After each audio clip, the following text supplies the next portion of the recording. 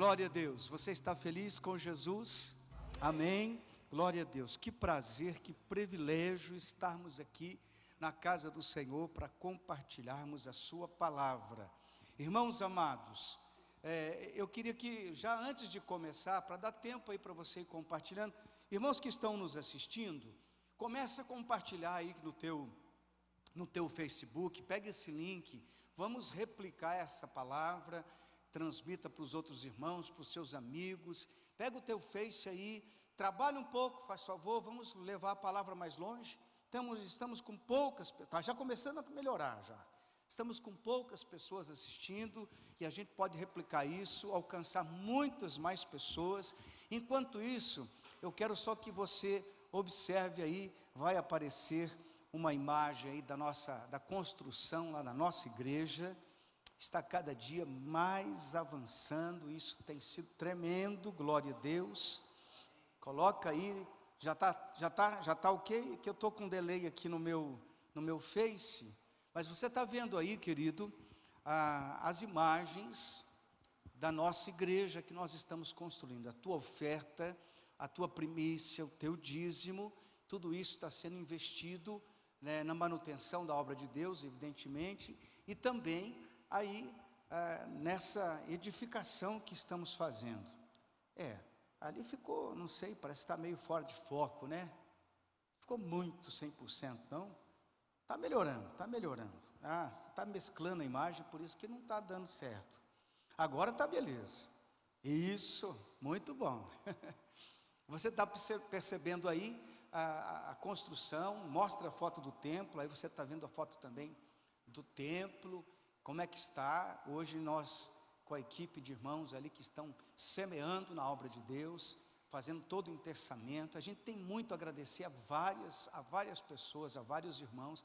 Estamos trabalhando firmes, dedicados e amorosamente ali na obra, mesmo com tudo que está acontecendo e tudo mais, temos confiado e dependido do Senhor e temos investido. A tua contribuição, a tua oferta, você que se sentir movido, tocado por Deus, por favor, venha nos abençoar. Dessas telhas que você está vendo do lado aí, empilhada, nós temos 3 parcelas de R$43 mil para pagar, e precisamos que você nos ajude. Então, ninguém é obrigado, deixamos isso pelo mover do Espírito Santo. Pastor, mas semear em tempo de crise, é em tempo de crise que se semeia. A gente não pode, quando a colheita deu mal aquele ano, você não pode deixar de semear, porque se você não semear no ano seguinte, você não colhe nada, e é assim que funciona. Eu quero encorajar você que tem tua primícia, teu dízimo, tua oferta, e você que foi movido por Deus, está aí o número de conta, anote aí, e semeie. Irmãos, muitas vezes nós não nem saber de onde veio, porque você vai ser movido por Deus e fazer aquilo que Deus está desafiando para ser feito. E eu quero encorajar você mesmo a estar fazendo isso. Nos ajude, por favor, deixa Deus te usar, deixa Deus falar com você e nos ajude nesse projeto, que é um projeto que é de Deus. Esse templo que nós estamos construindo, quando totalizado ali o templo com o segundo piso e tudo, nós vamos estar concluindo mais ou menos 2.400 metros de construção. O templo é um lugar de 1.200 metros, o local do templo, o restante é salas e logísticas que nós temos ali, mas um ambiente para aproximadamente 1.600 a 1.800 pessoas para cultuar. É um desafio, Deus tem colocado isso no nosso coração e estamos avançando. E nós cremos que quando Deus nos chama para algo, é Ele mesmo quem capacita, é Ele mesmo que supre, Ele mesmo que abençoa. Amém, igreja? Glória a Deus. Muito bem, eu estou com uma palavra no meu coração e eu quero compartilhar isso com você em nome de Jesus.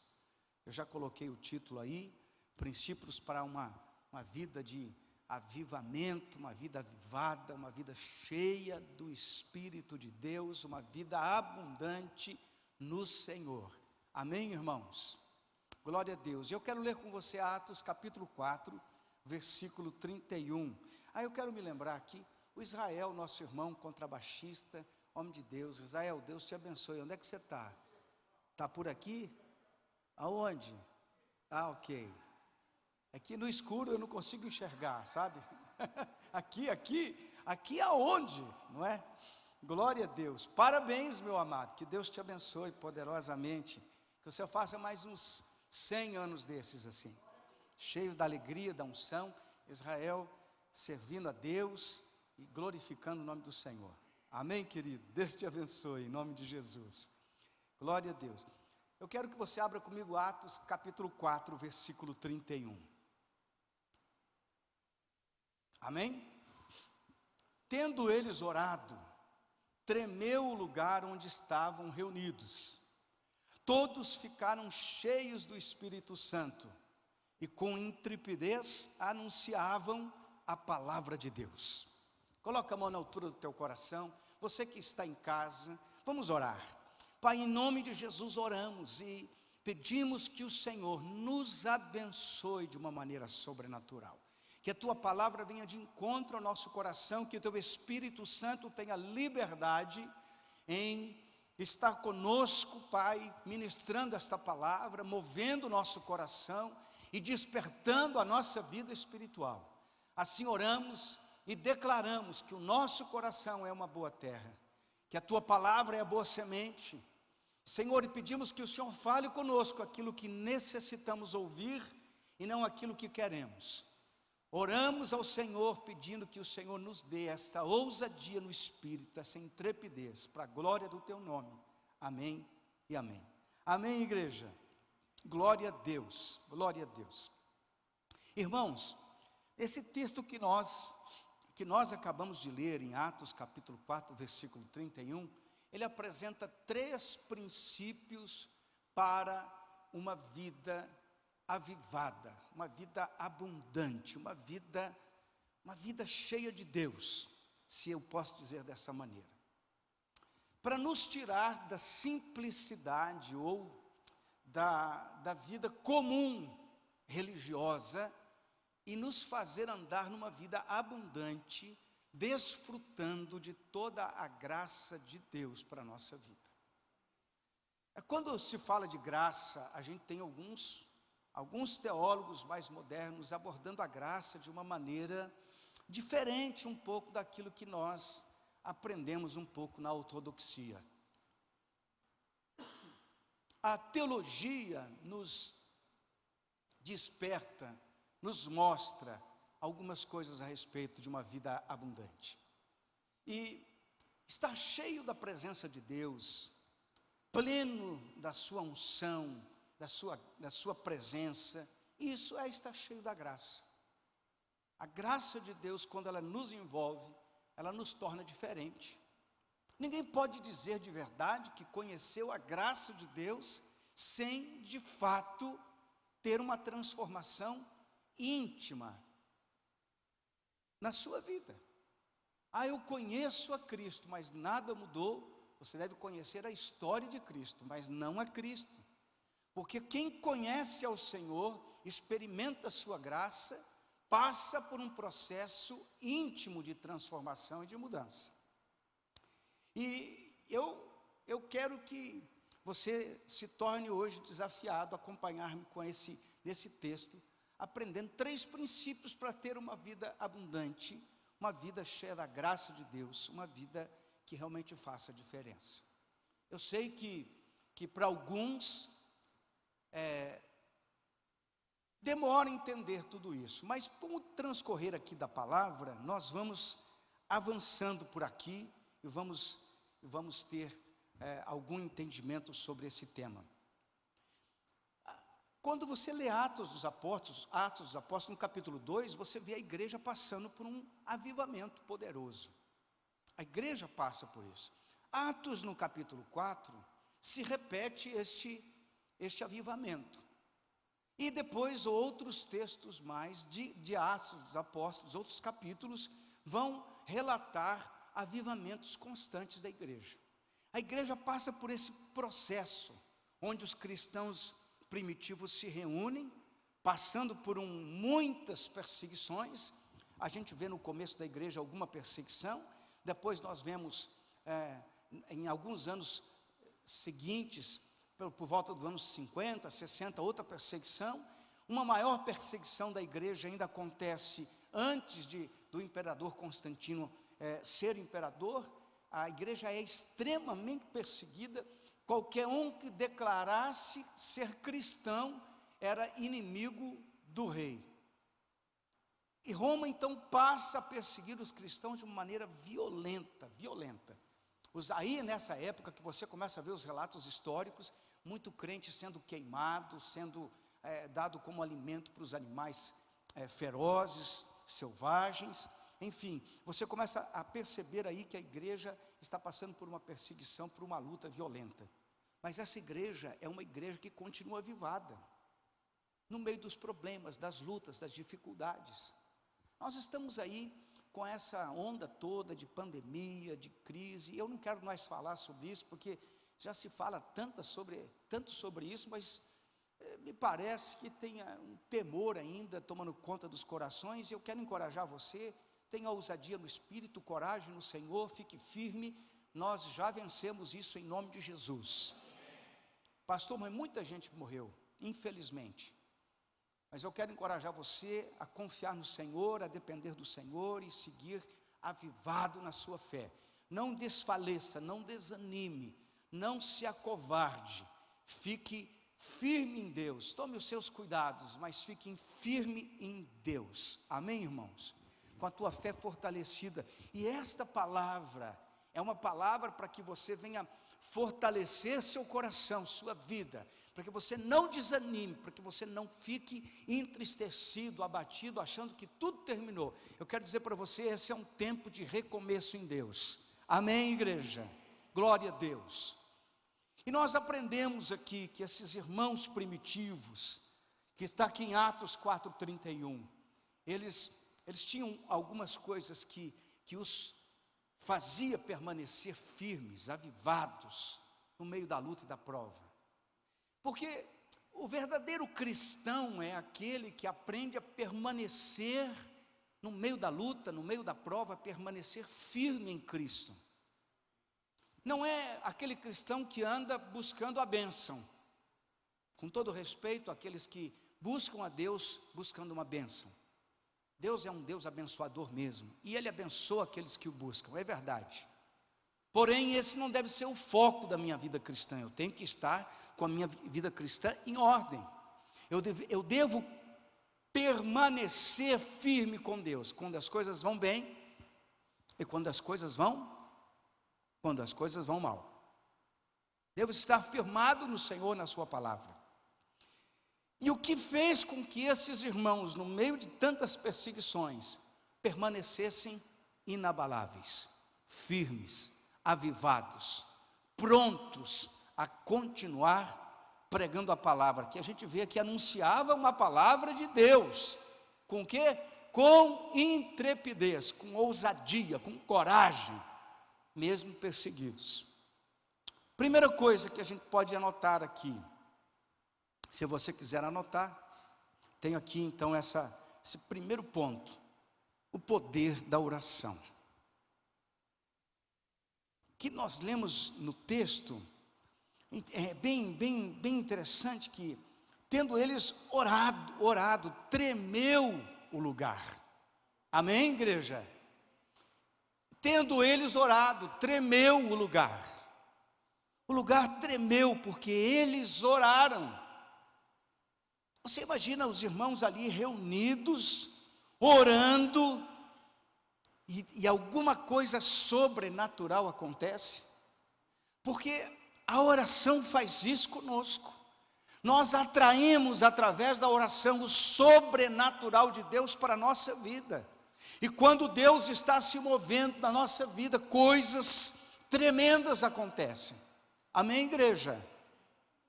O lugar somente tremeu depois que eles estavam orando. Tem muito cristão, e com todo amor, amados, com todo respeito, nós parece que vivemos uma igreja hoje. Eu não estou falando dessa denominação, eu estou falando das igrejas aí afora, de um povo crente que não ora mais. Nesse tempo de crise aí, parece que as pessoas ficaram mais desesperadas, e tinha que ser ao contrário, tínhamos que orar mais, buscar mais, com muito amor eu estou falando, não contra o presidente, mas louvável atitude de um dia de consagração de jejum, muito bom. Mas será que nós só vamos jejuar nesse dia? Só vamos orar nesse dia? A igreja do Senhor tem a responsabilidade, irmãos, queridos, você que está me assistindo, nós temos a responsabilidade de interceder pela nossa nação, pelo mundo. A igreja cristã no planeta tem a responsabilidade de orar por todas as famílias. Essa é nossa responsabilidade, de uma vida de oração abundante. Você fica pensando, eu não tenho nada a ver com isso. Você tem a ver com isso, eu tenho a ver com isso. Porque nós não estamos brincando, irmãos. Nós somos chamados por Deus com uma responsabilidade. Temos que orar, temos que atrair a presença sobrenatural de Deus para dentro da nossa casa, para a nossa vizinhança, para a nossa cidade, para o nosso estado, para a nossa nação. Nós temos a responsabilidade como igreja de orar por tudo que está acontecendo. A igreja, quando ora, faz a diferença, muda o ambiente. Quando uma igreja é estabelecida num bairro, ela muda aquele bairro pela presença de Deus que vai com ela. Querido, quando a presença de Deus está na sua vida, você se torna um portador da glória de Deus, da unção de Deus, da presença de Deus. Você já deve ter percebido isso. Tem muitos momentos que você chega em algum lugar, você percebe que o ambiente espiritual daquele lugar é estranho. E a tua presença ali muda aquele ambiente. Querido irmão, querido cristão, homem de Deus, mulher de Deus, quando você está avivado, cheio do Espírito Santo, as pessoas ao redor começam a ser impactadas por aquilo que você tem. Não é pelo dinheiro que você tem, por aquilo que você carrega em você, pela unção que está sobre a tua vida, pela presença de Deus que te acompanha. Pastor, eu sou aquele cristão que de vez em quando eu oro. Que pena.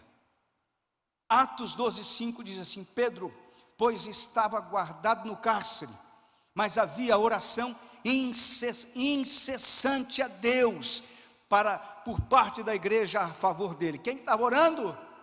A igreja. E Pedro foi salvo das mãos de Herodes. Glória a Deus. Sabe por quê, irmão? Porque alguns irmãos se dispuseram a orar incessantemente, pedindo a Deus para que algo acontecesse em favor de uma pessoa. Nós somos igreja, e nós podemos e devemos orar para que algo aconteça. Irmão, a oração muda as coisas. A oração é algo poderoso da parte de Deus. Efésios 6,18 diz: com toda oração e súplica, orando em todo o tempo no Espírito, e para isto vigiando com toda perseverança e súplica por todos os santos. Temos o dever de viver uma vida de oração.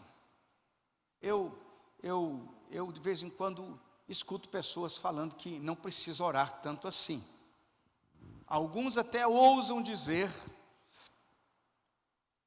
que Jesus já fez tudo na cruz do Calvário e não precisava orar. Eu não sei, Paulo deve estar equivocado na sua teologia, porque Paulo, quando é levantado como apóstolo, Jesus já havia sido crucificado, já tinha voltado à presença do Pai, e Paulo escreve essa teologia aqui. Ele está dizendo que devemos orar. Amém? Amém, igreja? Temos que orar.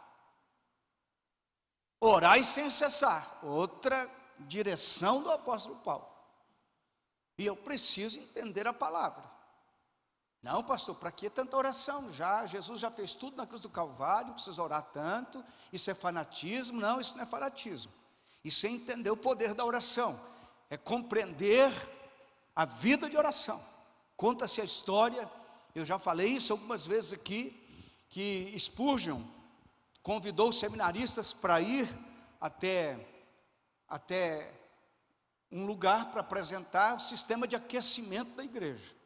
Ele desce ali num porão e abre uma porta, 500 pessoas orando pelo culto à noite. E o seminarista estava encucado com aquilo. O que ele vai mostrar para a gente? Para que sistema de aquecimento da igreja em pleno verão? O aquecimento, ele não estava falando de nada físico, ele estava falando do espiritual. A vida da igreja tem que ser avivada, tem que ser aquecida. Irmão, você precisa viver uma vida de avivamento no Senhor. Nós precisamos ser crentes fervorosos, piedosos, fervorosos, cheios do Espírito Santo. Essa tem que ser a vida da igreja. Essa deve ser a vida de servos de Deus. Esse negócio de crente socialmente correto ou politicamente correto está por fora, irmão. O crente que pactua com tudo que o mundo tem, está errado? Isso não agrada a Deus, não. O crente tem que ser diferente mesmo. Mas você vai se tornar um crente fanático. Não, um crente fervoroso não é um crente fanático, é um crente que carrega a glória e a presença de Deus. Não estou falando nada de ser fanático, eu estou falando de ter Deus na sua vida, agindo e fluindo através de você. Amém, irmãos? Glória a Deus. Essa deve ser a igreja, uma igreja avivada. Os maiores avivamentos da história da igreja aconteceram, sabe quando? Quando pessoas começaram a buscar a presença de Deus. Todos os avivamentos são marcados por muita gente orando muito. Você quer acontecer um avivamento na tua vida? Você está meio fraco, meio desanimado? Diga não para o pecado, porque o pecado atrapalha a oração. Se consagra a Deus e comece a orar, e você vai ver que muita coisa vai acontecer na sua vida, vai acontecer na sua família, vai acontecer na sua casa. Os problemas vão ser resolvidos, você vai enfrentar os problemas de frente, você vai vencer as batalhas. É assim que a igreja foi treinada, é assim que a igreja primitiva vivia, é assim que os cristãos viviam naquele tempo de perseguição e de luta, orando, orando e orando. Irmãos, volte a orar, querido. Essa é uma marca de avivamento, alguém que tem Deus na sua vida.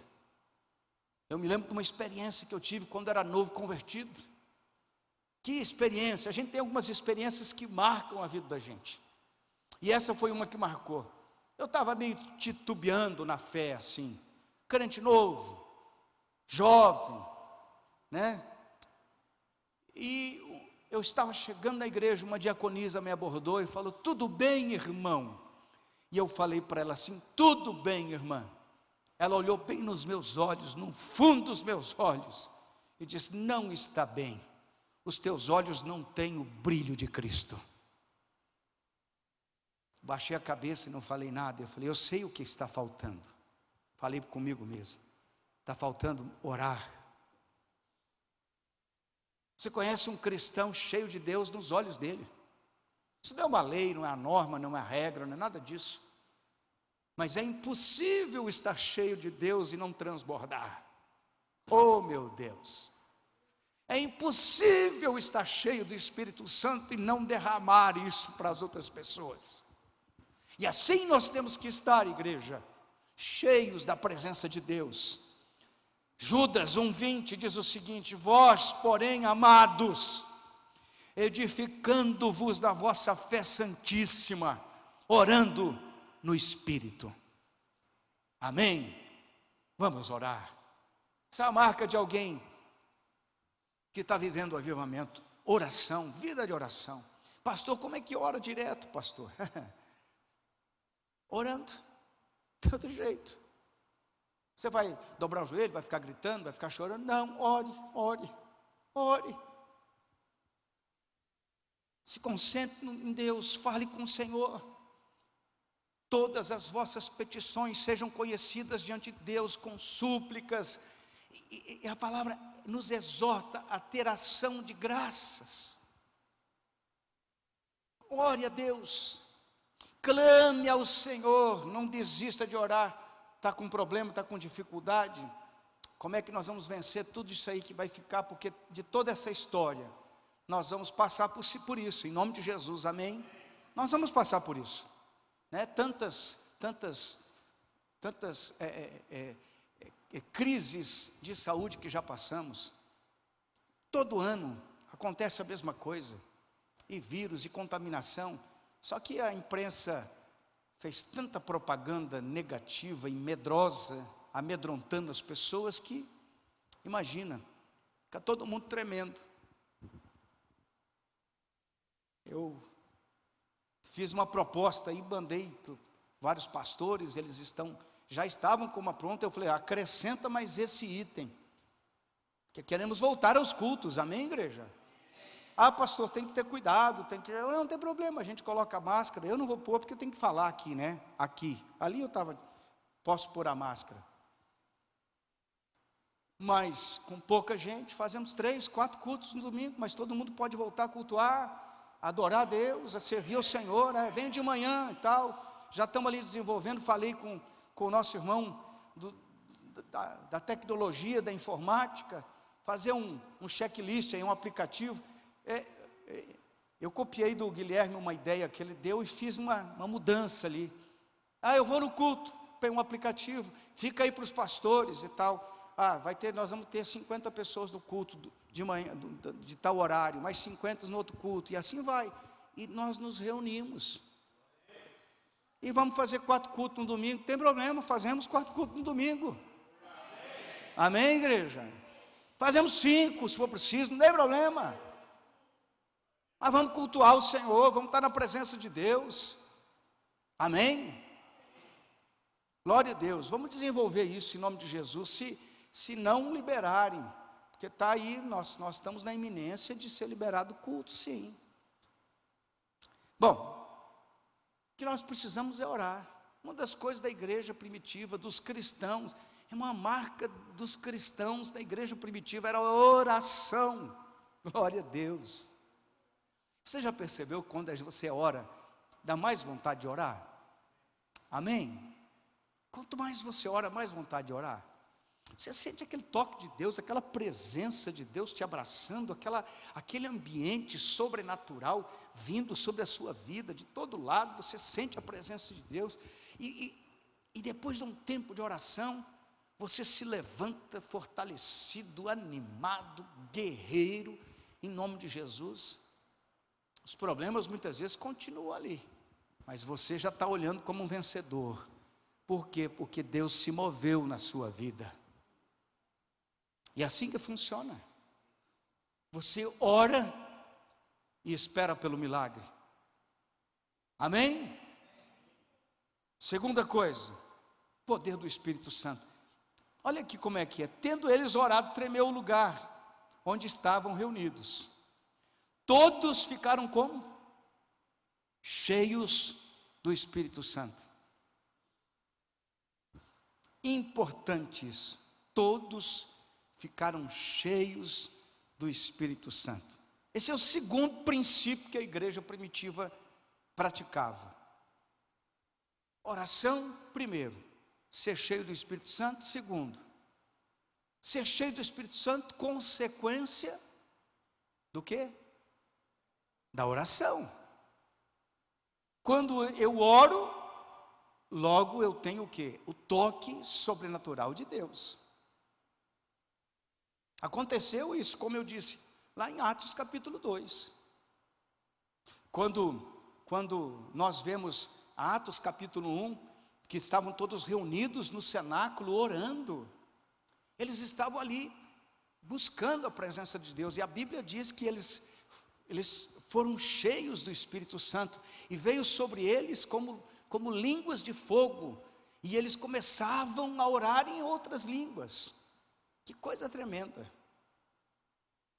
Eu sei que talvez algum irmão mais tradicional possa entender isso como uma coisa que não é muito justo para ele, que não orar em línguas. Tudo bem, mas você pode ser cheio do Espírito Santo ao ponto de transbordar, só pelo fato de estar orando.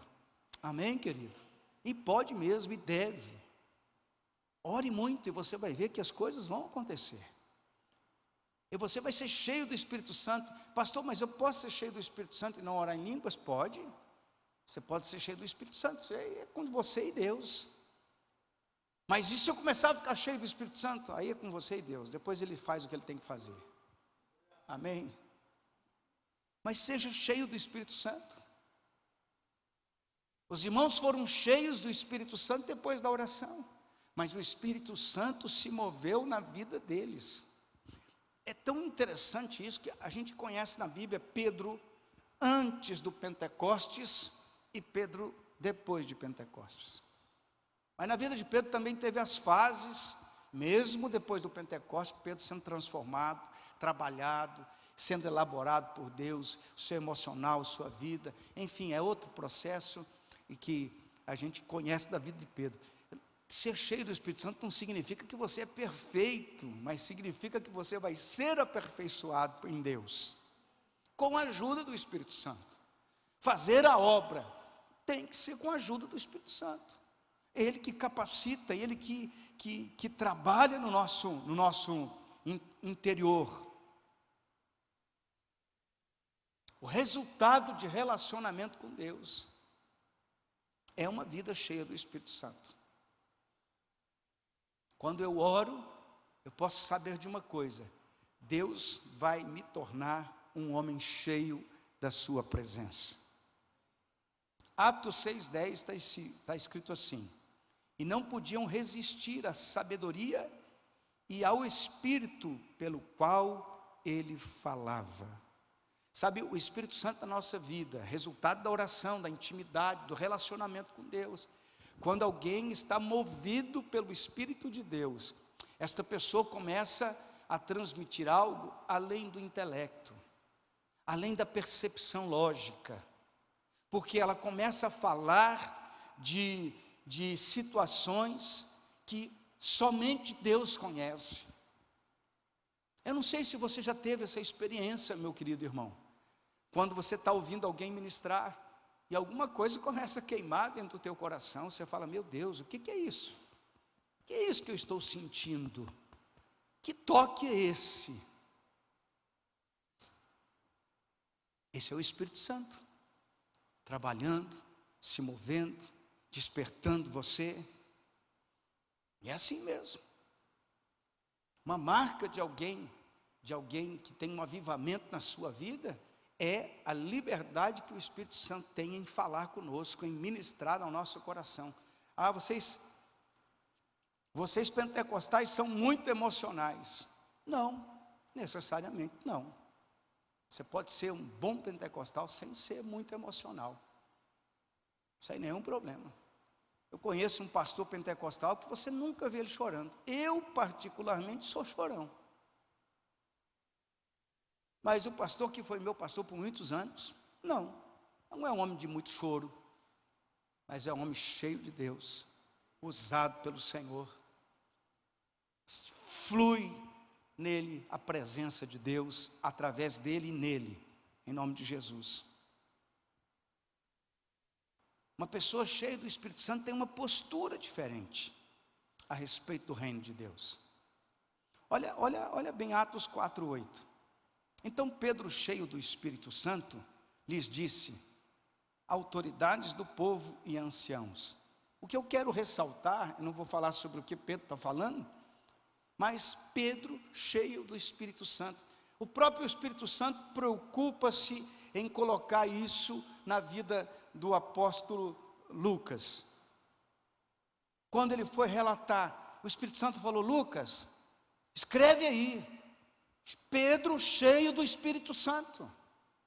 Ele estava querendo dizer: faça as pessoas entender que Pedro está falando cheio do Espírito Santo. Por que essa importância? Porque é importante ser cheio do Espírito Santo, meu irmão. É importante você ter plenitude do Espírito. É importante você viver controlado pelo Espírito Santo. É importante você falar dirigido pelo Espírito Santo. É importante você, meu querido amigo pregador, que você pregue movido pelo Espírito Santo. Uma mensagem, uma palavra que não tem o poder do Espírito Santo, é como se fosse uma carta morta, que não diz nada a ninguém. Mas aquele que é um homem de Deus, uma mulher de Deus, um servo de Deus, precisa ser cheio do Espírito Santo, para que a sua mensagem, para que a sua palavra, para que a sua pregação, para que a sua vida faça sentido na vida de outras pessoas.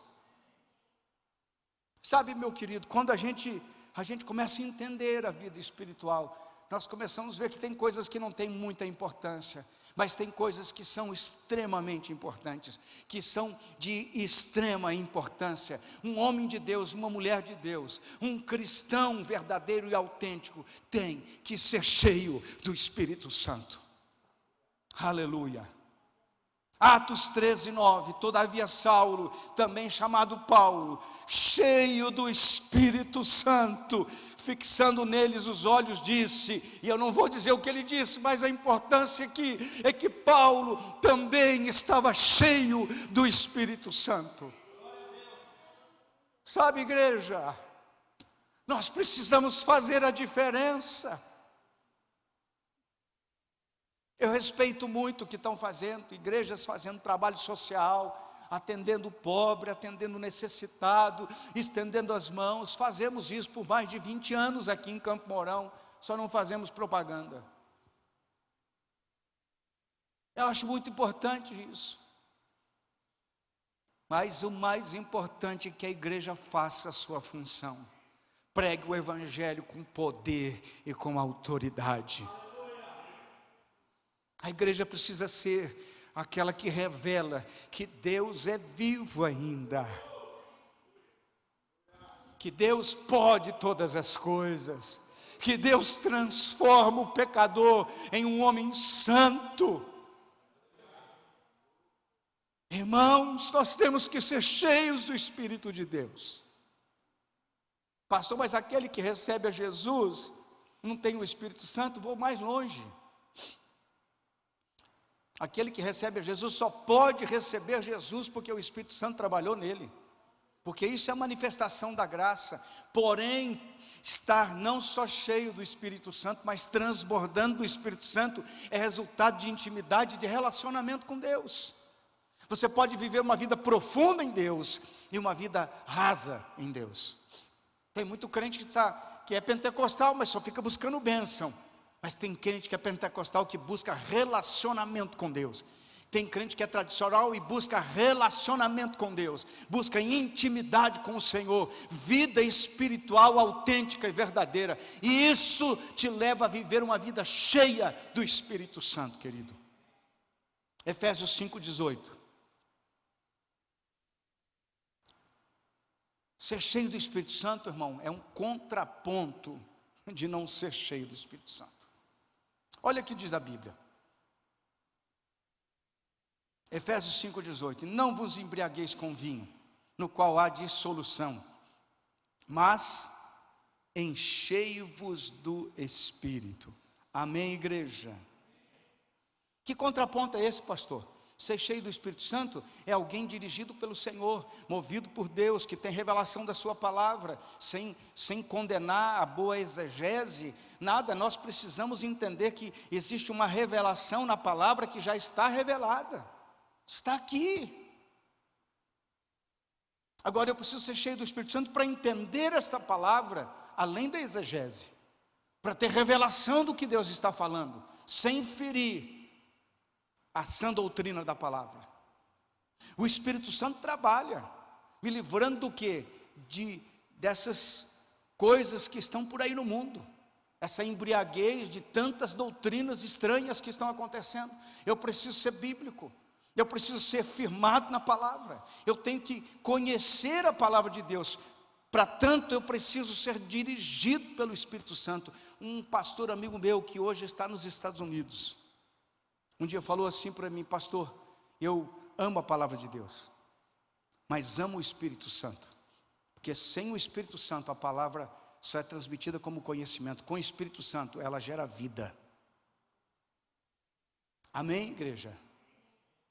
Devemos buscar isso, nos encher do Espírito Santo. não estar embriagado com tanta coisa por aí. Eu ultimamente tenho visto muita gente cheia de muita revelação da palavra. Tem tanta revelação e pouca vida. Seria de extrema importância que vivêssemos mais autenticamente do que tivéssemos tanta revelação. Seja cheio do Espírito Santo, porque Ele vai te capacitar a viver uma vida sobrenatural, uma vida de milagres, uma vida de coisas tremendas que Deus pode fazer. A terceira coisa, e eu já vou terminar. Glória a Deus. O poder da palavra, com intrepidez, anunciava a palavra de Deus. Esse é o terceiro princípio de uma vida avivada. A igreja primitiva priorizava a palavra de Deus, que era a doutrina dos apóstolos. Diz em Atos 12, 24, vamos ler. Entretanto, a palavra do Senhor crescia e se multiplicava. A palavra de Deus tem que ter a liberdade em nosso meio, tem que fluir em nossas vidas. Nós temos que ler, meditar, compreender, praticar a palavra santa de Deus. Porque todo que vai contra a palavra de Deus, vai contra o ensinamento do Senhor. E aquele que vai contra a palavra do Senhor, vai contra o próprio Senhor que mandou escrever a palavra, que inspirou os seus homens escolhidos por Ele para escrever essa santa palavra. Então eu tenho que tomar cuidado, que a desobediência à palavra faz a casa cair. A quem o Senhor compara um homem que obedece a palavra? Um homem sensato, que edificou a sua casa sobre a rocha. Vem a tempestade, vem o tempo, vem o mau tempo, o tempo ruim, e ele permanece firme, inabalável diante do Senhor. Não é uma pessoa que vive do emocionalismo, mas é uma pessoa que vive pela palavra do Senhor. Não é aquele crente que estou sentindo, não. Você sentindo ou não sentindo, você permanece na palavra de Deus. Você não é levado por alguém que está dizendo uma novidade. Você está firmado na palavra. Ah, se o meu líder morrer, estou firmado na palavra. E a gente tem que tomar cuidado, porque tem tanto ensinamento por aqui, por aí, por todo lado, que a gente tem que tomar cuidado no que é que estão ensinando, porque tem que ter consistência da palavra de Deus. É muito fácil uma pessoa emocionada falar alguma coisa que parece que está escrito, mas não está escrito. Amém? Eu tenho que cuidar com aquilo que eu escuto, com o que é que eu estou ouvindo, com o ensino que estão me dando, mas tenho que ficar firme na palavra. É obrigação de todo cristão. Quando você está escutando uma coisa, por exemplo, você está me escutando agora, você está ouvindo o que eu estou falando, é tua obrigação confrontar aquilo que eu digo com a palavra de Deus. Pastor, mas eu não sei nada da palavra. Bom, aí a responsabilidade é sua. Você precisa ter essa responsabilidade. Muita gente está aí que nem um fast food. Aí eu vou na igreja comer alguma coisa nesse final de semana. Não importa o que é. O pastor sirva lá do jeito que ele quiser. E aí eu vou ver se faz digestão ou não. Não. Você, antes de engolir, você precisa considerar aquilo que você está ouvindo. Amém, igreja? Atos 19, 20 diz: e assim a palavra do Senhor crescia e prevalecia poderosamente. Paulo ainda nos aconselha a nos equipar.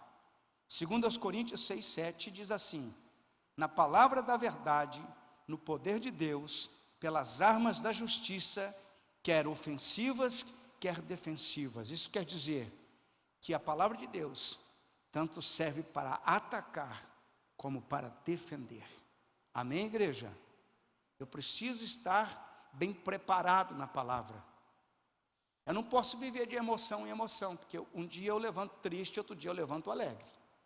Um dia as coisas vão bem, outro dia as coisas vão mal. Um dia ninguém tem coronavírus, outro dia tem uma pandemia no mundo todo, e eu tenho que estar firmado na palavra. Amém? Eu não posso ser levado por emocionalismo. Eu tenho que estar firmado na promessa de Deus, viver pela palavra. Esse é uma base para uma vida de avivamento. Amém? Grandes avivamentos trouxeram o quê? Um retorno à palavra de Deus. E Deus trabalha com isso. Olha o que Jesus ensina, Mateus 13, 20. O que foi semeado em solo rochoso, esse é o que ouve a palavra e a recebe logo com alegria, mas não tem raiz em si mesmo, sendo antes de pouca duração. Em lhe chegando a angústia ou a perseguição por causa da palavra, logo se escandaliza. O que foi semeado entre os espinhos é o que ouve a palavra, porém, os cuidados do mundo e a fascinação das riquezas sufocam a palavra e fica infrutífera. Mas o que foi semeado em boa terra é o que ouve a palavra e a compreende, e este frutifica e produz a 100, a 60 e a 30 por um. Jesus está explicando a parábola do semeador. Ele começa a parábola dizendo: o semeador saiu para semear.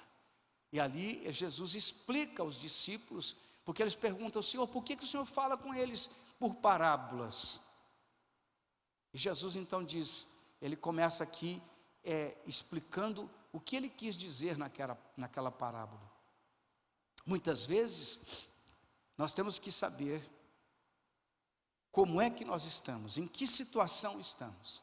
Somos aquele que recebe logo a palavra e depois já desiste? Ou somos aqueles que recebem a palavra, praticam a palavra e frutificam mesmo? Amém, irmãos? A 100, a 60 e a 30. Eu preciso saber disso. Ainda em 2 Tessalonicenses 3:1, finalmente, irmãos, orai por nós, para que a palavra do Senhor se propague e seja glorificada, como também está acontecendo entre vós. Quando Paulo está falando isso, ele tem ideia de que a palavra de Deus precisa ter liberdade, ela tem que fluir, mas ela tem que fluir, irmãos, na nossa vida e na vida dos demais cristãos. Amém, igreja? Sabe quando começa um avivamento pessoal? Quando eu retorno para a palavra. Assim, em todo o tempo, na história da igreja, você vê, quando o povo retorna para a palavra, começa um avivamento. Então um avivamento não tem nada a ver com emocionalismo. Não tem nada a ver com emocionalismo. Um avivamento autêntico começa quando o povo de Deus retorna para a sua palavra. E o inverso disso também é verdade. Quando o povo se afasta da palavra, quando ele começa a se afastar da palavra, nós começamos a entrar em frieza espiritual. Porque muita gente tem conceito do que eu acho que é assim, pastor. Não é o que eu acho, nem eu como pastor, nem você e nem ninguém. É o que diz a palavra de Deus. E o que diz a palavra de Deus tem que prevalecer da minha vida. Quando Neemias, e eu ministrei sobre Neemias outro dia desses, quando Neemias começa a reconstruir o muro, lá no capítulo 8, Neemias chama Esdras, e Esdras vem e começa a ler o livro da lei, e o povo todo se quebranta e se arrepende dos seus pecados, porque ele começa a meditar no livro da lei. Neemias capítulo 8, do versículo 1 ao versículo 12, você vai ler isso em casa, você vai ver que ali existe um retorno para a palavra. Irmão, avivamento sem palavra é emocionalismo. Andam junto as coisas, a vida de oração, a vida cheia do Espírito e a vida na palavra. O Espírito Santo não vai falar e nem fazer você fazer nada contra a sua palavra. Muito pelo contrário. As três coisas que nós citamos aqui, traz avivamento, traz concordância, traz respaldo um para a outra. Sem oração, a Bíblia é só um livro cheio de letras. Com oração e com o Espírito Santo, a Bíblia é viva e poderosa. E eu quero encorajar você, meu querido, em nome de Jesus, ore mais, seja cheio do Espírito Santo e leia mais a palavra de Deus. Precisamos ser avivados, porque quando vem a tempestade, o que resta é o que você tem de depósito. Você tem depósito aí? Tem de onde sacar? Você tem que depositar na sua vida espiritual, tem que depositar na tua vida com Deus. Você tem que ter depósito. No momento da dificuldade, você tem o que dar aos outros e tem também para se alimentar. Que Deus nos abençoe em nome de Jesus. Que o Espírito Santo nos ajude a entender esta palavra. Que a tua vida seja edificada. E eu quero orar por você. Você que está aqui comigo, fique de pé. Você é em casa, se quiser ficar de pé, amém. Se quiser ficar sentado, amém. Eu quero orar por você em nome de Jesus. Pai, estamos na tua presença.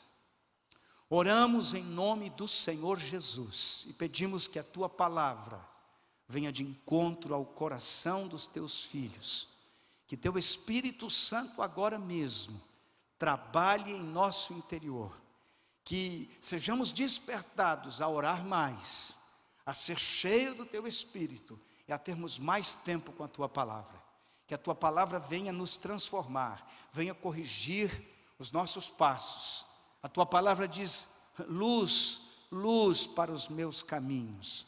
É a tua palavra, Senhor. Senhor, que teu Espírito Santo nos capacite, nos ajude a andarmos em um tempo de vitória. Recursos do Senhor, respostas no Senhor, através da tua palavra, da tua santa palavra. Ajude-nos, ó Deus, a corrigir nosso caminho, pela orientação da sua santa palavra. Em nome de Jesus oramos e pedimos que o Senhor abençoe o teu povo, para a glória do teu nome. Assim oramos e pedimos.